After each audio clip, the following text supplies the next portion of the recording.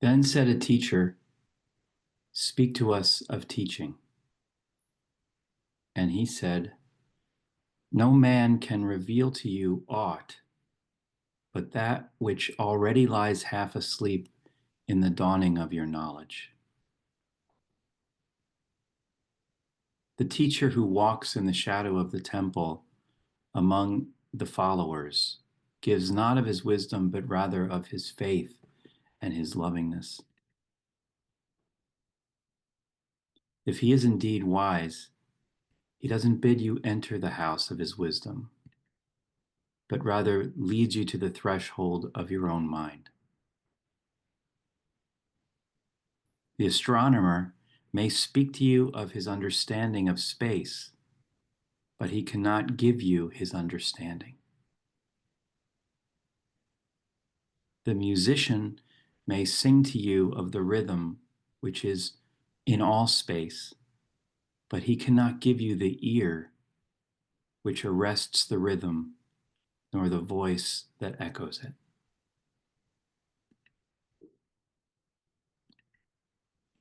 So taking a comfortable seat with your feet flat,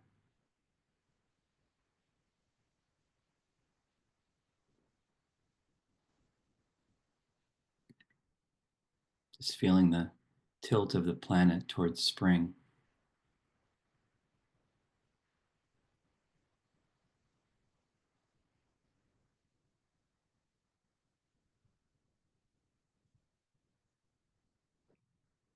Your hands resting at ease in that position of receptivity on your lap.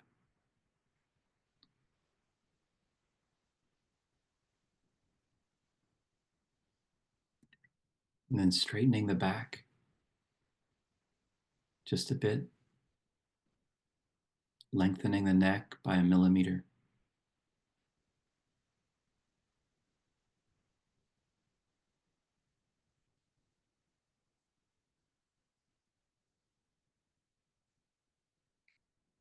Softening the muscles of the face, starting with the forehead, where it's often said we should focus our awareness in that space between the eyebrows, as though we're looking out from there and not from behind our eyes.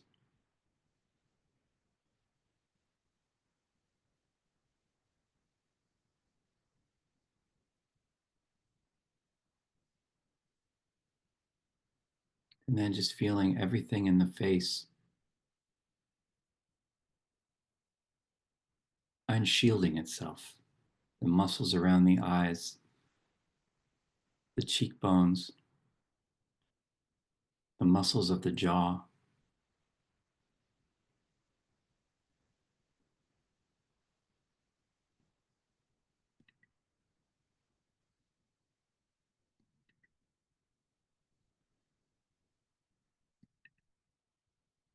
And then doing the same as you move down the body.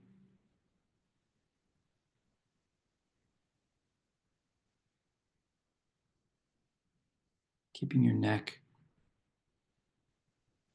just a little bit more erect than usual, but softening, opening the chest, letting down the drawbridge, as I like to say, and all of the archers are sent away. Just for an experiment, just to see what would happen.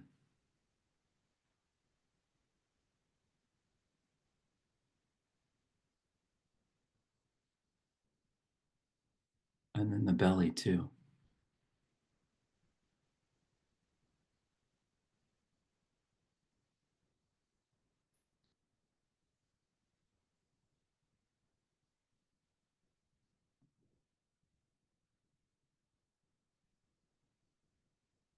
If it helps, if there's some discomfort in your body, to just put your hand there.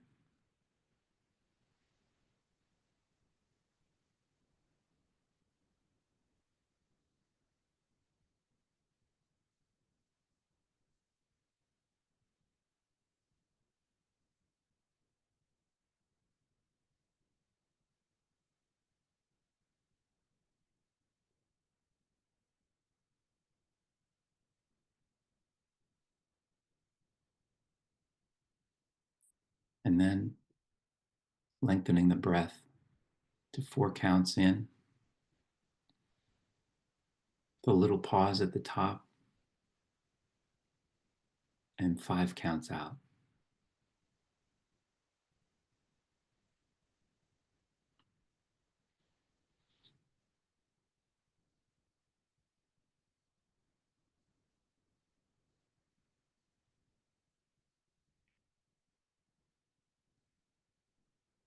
Whatever we woke up with this morning, whatever news we received,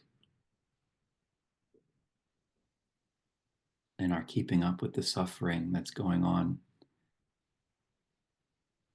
in this unimaginable simultaneity in the world, and the overwhelm that we feel.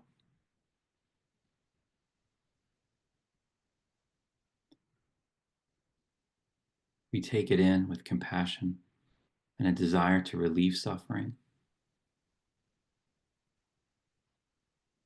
and we hold it in the forge of the heart, all that lead, and we just breathe it out as gold. That extra second, that 5th second, is to release it from yourself so that you're not holding on to it, so that it's not being stored in a closet. We become suffering hoarders. All those old newspaper stories building up in our closets. We don't want to throw away the newspapers, so you have to just let them go.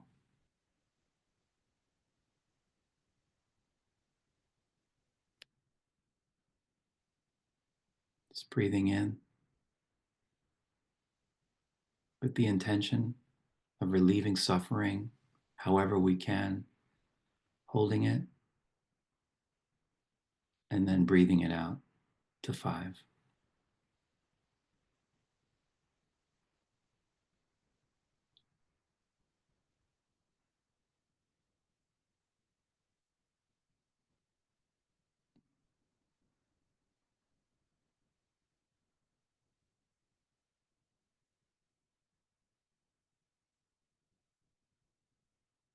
What if each moment were like this? What if it weren't an experiment, but a way of life? To breathe in the lead and then to release it as gold in the forge of the heart.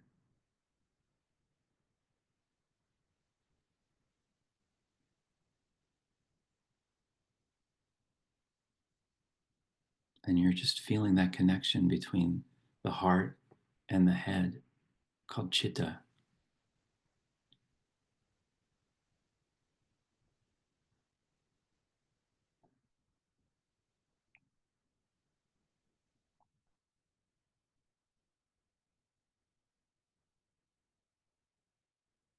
You realize, like teachers do, that all of this teaching is studenting. All of this alchemy is happening in me first.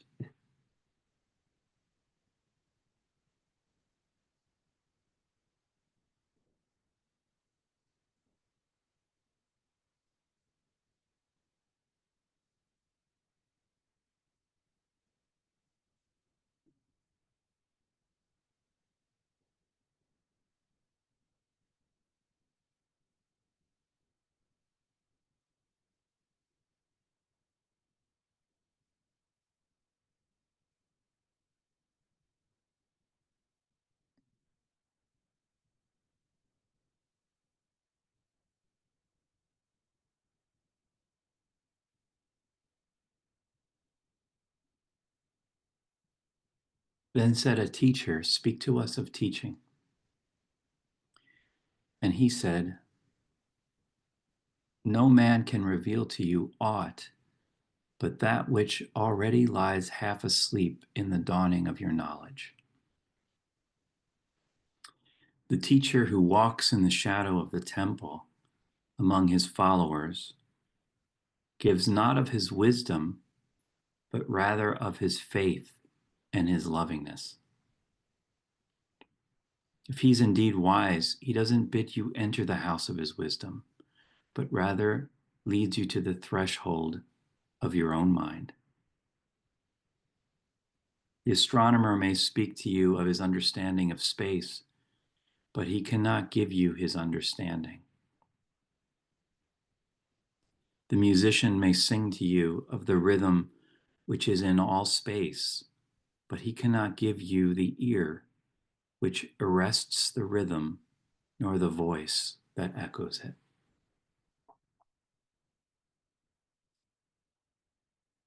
I really only have one story to tell in connection with this, but there's so much here that relates back to a subject that has come up for the last couple of weeks, which is the tension between image teaching and substance teaching, as Thich Nhat Hanh describes it. Image teaching being the shadow of teaching, image teaching being the information that is passed on from the teacher to the student, and substance teaching being what the teacher teaches by who they are, what the teacher shows us by their character and their integrity. And this is a less quoted passage from the prophet. We know it because of the wonderful piece on children and love. But I love this one especially because it reminds me of my vocation, my own calling, and a calling that asks me to be a teacher and a student, not just in a blank-walled classroom at the university, but out in the wider world. And for those of you who know about Kahlil Gibran, a Lebanese American who came here at the age of 2 in 1885, and he lived until 1931. He died rather young. And this poem, The Prophet, was published in 1923. So really, he did not enjoy its popularity. It was not a very well-received book when it was first published in 1923. But interestingly, it fits in so well with the other great books that were published that year in America. One of them, 1922, was The Wasteland, T.S. Eliot. Another, 1923, a poem, Stopping by Woods on a Snowy Evening. If you look at these three pieces, The Prophet, The Wasteland, and Stopping by Woods, you'd think, what on earth do these have in common? They were both written in the wake of World War I, at a time of spiritual darkness, a real dark night of the soul, knowing what we now knew about the world and each other and our inner impulses as humans. After 4,000 years of recorded philosophy and mathematics and physics and religion, once we had the technology, this is what we've done to each other. So a time of real assessment of who we were. And if you look at those three poems, you might say to yourself, oh, there is a similarity because they all have the air of a parable to them. It's a real and unreal place. Even Eliot calls London unreal city in his poem. So there's a sense of it being more real than real, and a way of writing that brings us back to that spiritual tone that these poets were trying to tune into. But it didn't really become popular until many years later. He was an influence of Johnny Cash, believe it or not, and Elvis Presley had his own copy of The Prophet, famously, and John Lennon quotes The Prophet in one of his songs, Julia. So I really want to use this poem as a way of remembering myself what it is to teach. As a teacher of poems and poetry writing, the first temptation is to have the students write the poem as you would write it. I even offer my students prompts, which is kind of dangerous because those prompts are like leading questions. You could write a prompt and end up sounding very much like the person who assigned it to you. But what I hope to do in my own teaching is to help the students sound more like themselves than like me. In fact, nothing makes me happier when a student writes a really successful poem that sounds nothing like anything I would have written. It means that I've done my job of getting out of the way. And I learned this from my very first spiritual director. His name was Peter Rush de Coppens.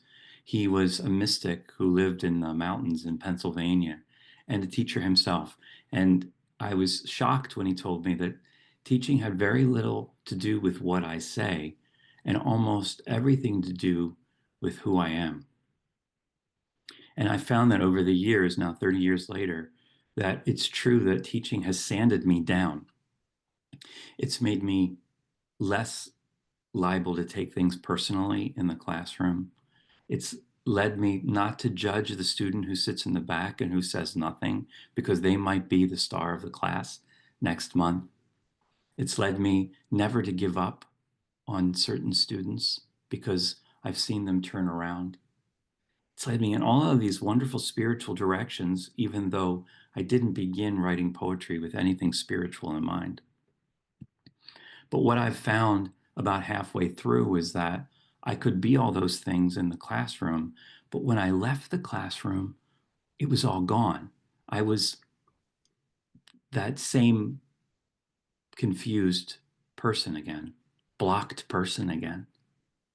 It has taken me years beyond that first lesson that Peter taught me to know that this has to be the case all the time, that my real research as a teacher is having to do with my own integrity and my own character, and to turn around and look at my flaws and say, yeah, there they are.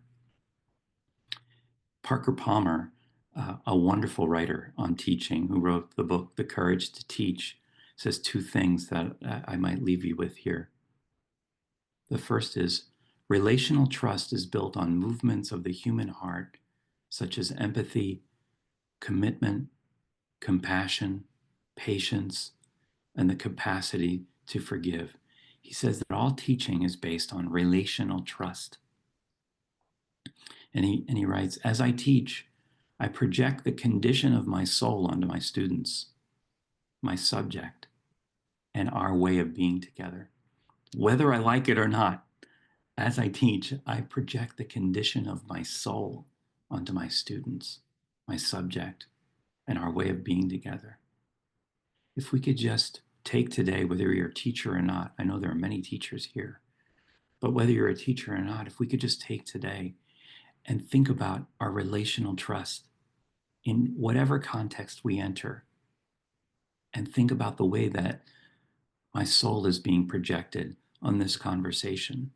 My soul is being projected on the way that I interact with somebody on the street, or hold the door, or wait in traffic. And to be a teacher as much as you're studenting today. Let's go back into it.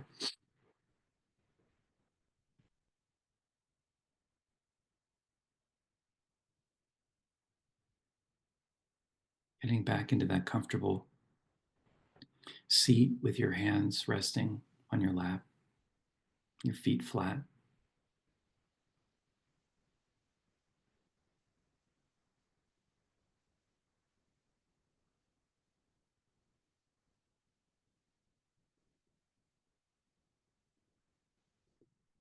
To do that scary thing, to extend this beyond an experiment and let your character be your teaching, you have to kind of trust that there's a Buddha nature, which is already perfect and waiting to be revealed in you.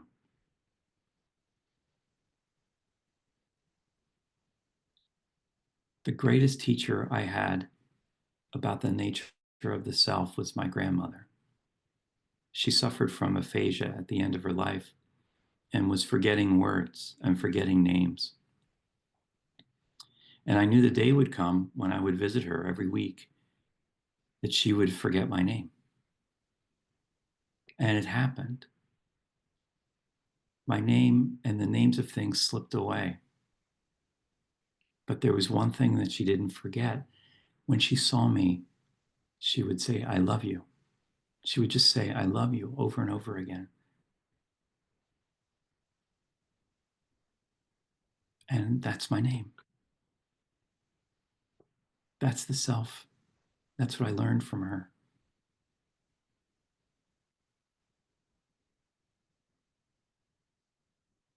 I learned that it wasn't coming out of the brain, but out of a deeper place from that same source of her character.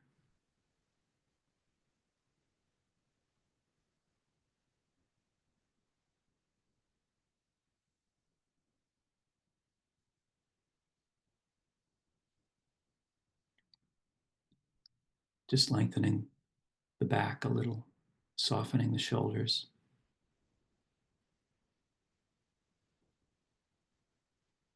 Putting your awareness at the center of your forehead.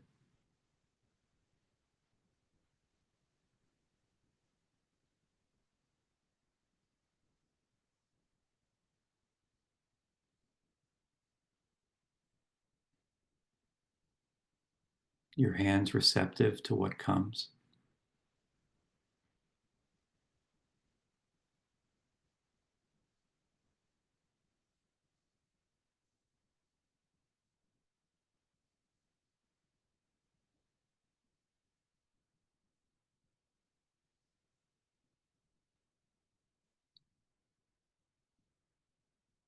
In the Buddhist tradition, it's called the skandas, the 5 aggregates that we uncoil as a means of reaching down into reality. The skandhas all interbe with other things. My thoughts came from other thoughts. My body came from 2 people who came from 2 people who came from 2 people.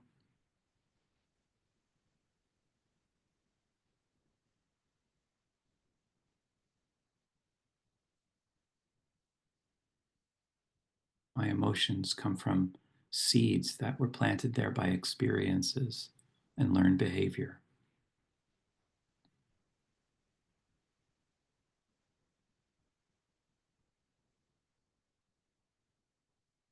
My perceptions of what's true were taught to me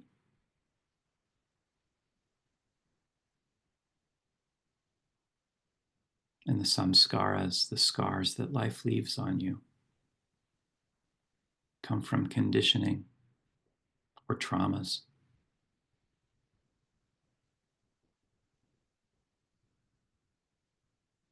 And then there's a consciousness at the center of that onion. We keep peeling away and peeling away. And there's a consciousness that says, I'm a son, I'm a wife, I'm a husband, I'm a teacher, I'm a doctor. These are rock solid identities that we have in us, but even they came from other places.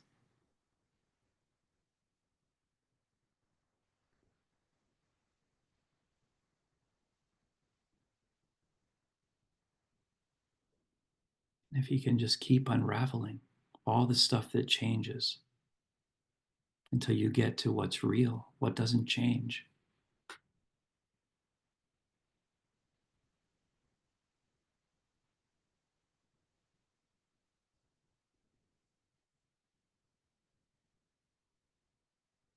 You've reached the teacher in you.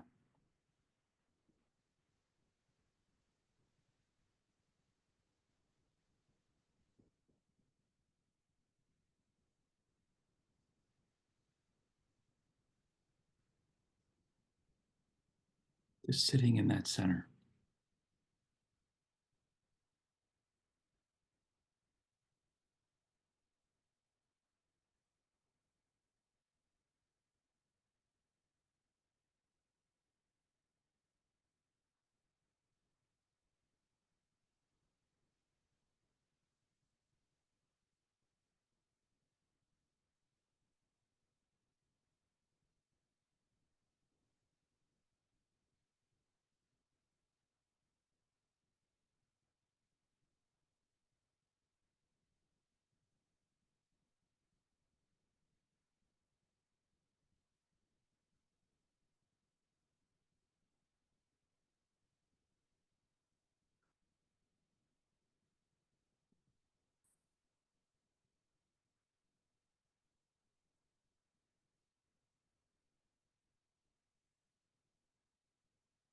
As I teach, I project the condition of my soul onto my students, my subject, and our way of being together.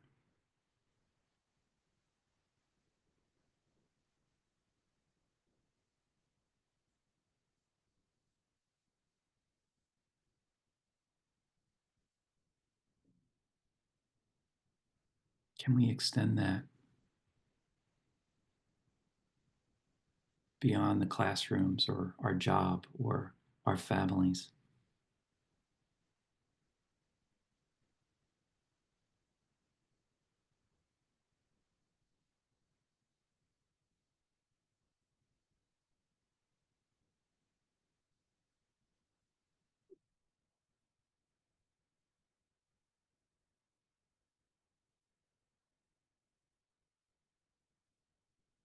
I always say that teachers are like bodhisattvas because they keep coming back to the classroom and they get older, but the students stay the same age. But they keep coming back semester after semester.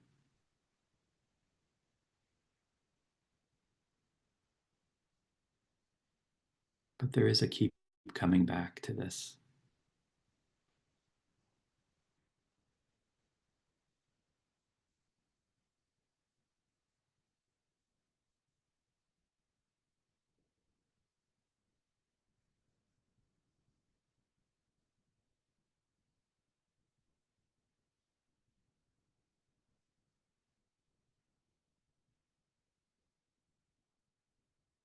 Just 2 more breaths.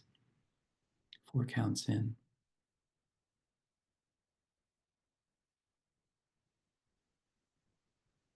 Little pause at the top.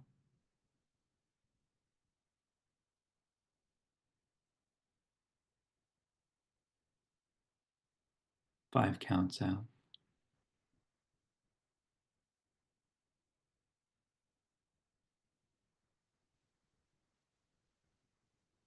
Breathing in all the news or whatever life presents to you with the intention to do what you can.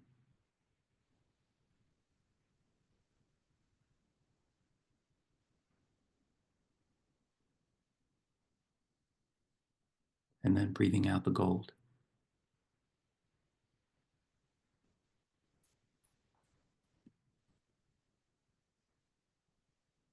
From the Prophet by Kahlil Gibran. Then said a teacher, "Speak to us of teaching." And he said, "No man can reveal to you aught but that which already lies half asleep in the dawning of your knowledge."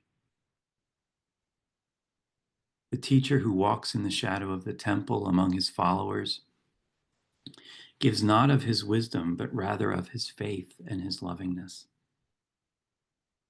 If he's indeed wise, he doesn't bid you enter the house of his wisdom, but rather leads you to the threshold of your own mind. The astronomer may speak to you of his understanding of space, but he can't give you his understanding. The musician may sing to you of the rhythm which is in all space, but he cannot give you the ear which arrests the rhythm, nor the voice that echoes it.